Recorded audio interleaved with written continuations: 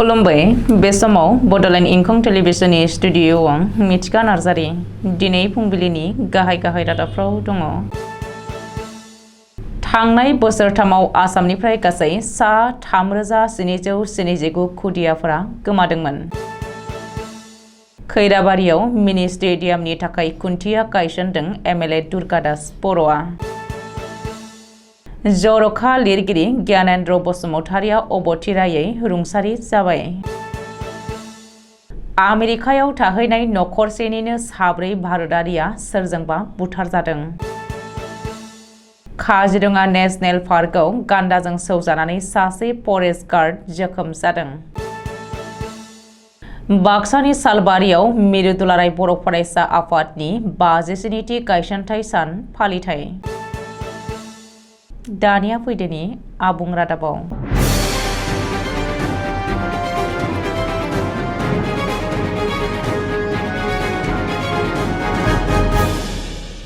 थांनाय बोसोरथामाव आसामनिफ्राय गासै सा 3119 खुदियाफोरा गोमादोंमोन।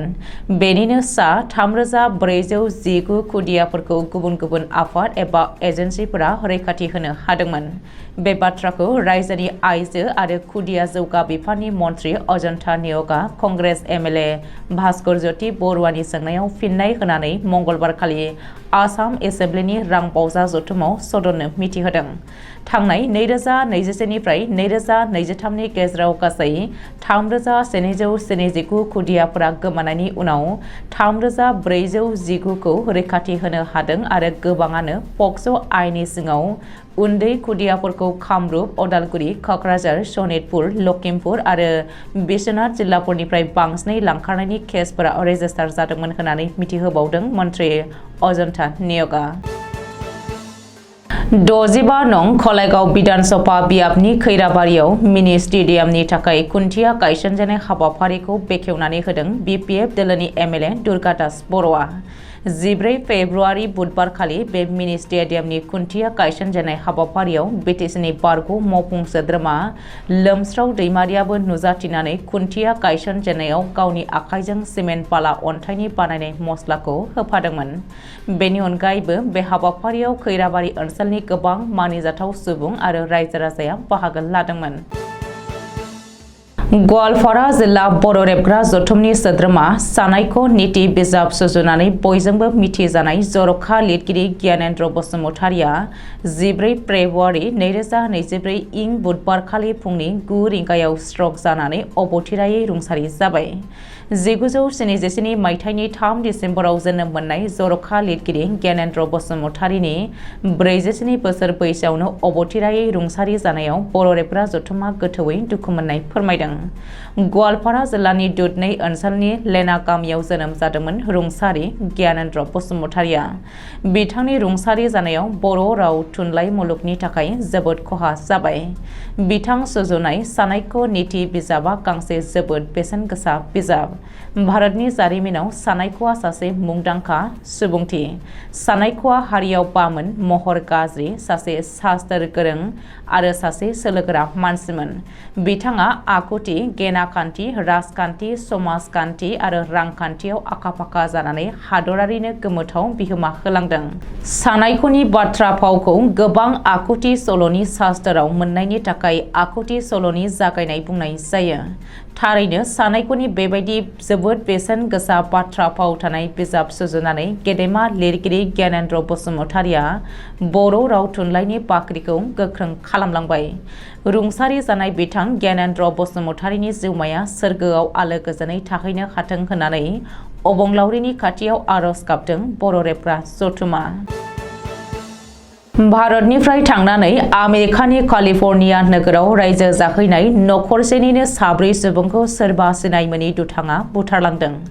बुथार जानायफोरनि मुंखौ आनन्द सुजित 42 बोसोर, बिनिनो बिसि आलिस प्रियंका 40 बोसोर, फिसाज्ला जावजा नबा आरो नितिन 4 बोसोर होननानै केलिफर्निया पुलिसआ सिनायथि होदों।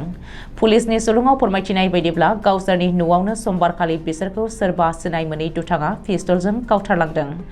आथिखालाव पुलिसआ केसखौ नायबिजिरनो लाबाय होननानै मिथिहोदों।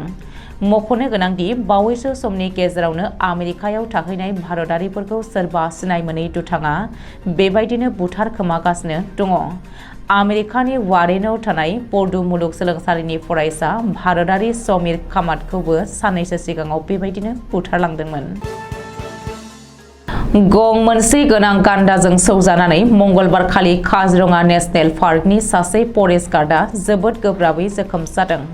काहारा रेन्जनि बागपारा फरेस्ट बिट अफिसनि पिंकु चन्द्र नाथखौ एग्रानि बिलो सेराव गान्दाया होसोनानै सौफैनायाव गोब्राब जोखोम जानांनाय फरेस्ट गार्ड पिंकु चन्द्र नाथआ आथिखालाव देहा फाहामसालियाव फाहामथाय लानानै थैनायजों जुजिगासिनो दं होननानै मिथिहोदों। मख'नो गोनांदि काजिरङा नेशनेल पार्कआव बेनि सिगाङाव 5 फेब्रुवारि खालि गान्दाजों सौजानानै सानै फरेस्ट गार्डआ जोखोम जाखांबायमोन। 15 फेब्रुवारि 2024 इं अक्ट' दुलाराय बर' फरायसा आफादा दुलाराय बर' फरायसा आफादनि गायसननाय साना 57 बोसोर आबुं जागोन। बेनिखायनो दुलाराय बर' फरायसा आफादनि 57थि बोसोर आबुं जानायखौ मेहेरगोनां खालामनो थाखाय मिरु दुलाराय बर' फरायसा आफादा बाक्सा जिल्ला एबसु आरो सालबारि दख'रा एबसुनि हेफाजाबजों सालबारि फरायसालिमानि गेलेग्रा फोथाराव सानसेनि मेहेरगोनां हाबाफारिजों 15 फेब्रुवारि 2024 इं अक्ट' बृहस्पतिबार खालि खुंफुंगोन। मख'जाथावदि दुलाराय बर' फरायसा आफादा जोनोमनि उननिफ्राय माहारिबादखौ बिथा खालामनानै हारिखौ अराय रैखाथि होबोनायजों लोगोसेनो बर' माहारिखौ जौगाहोथारनाय थांखिजों खामानि मावबोनानै देग्लाय 57थि बोसोराव आगान होगोन। दिनै फुंबिलिनि रादाबा एसेनोसै। गोजोन्थों।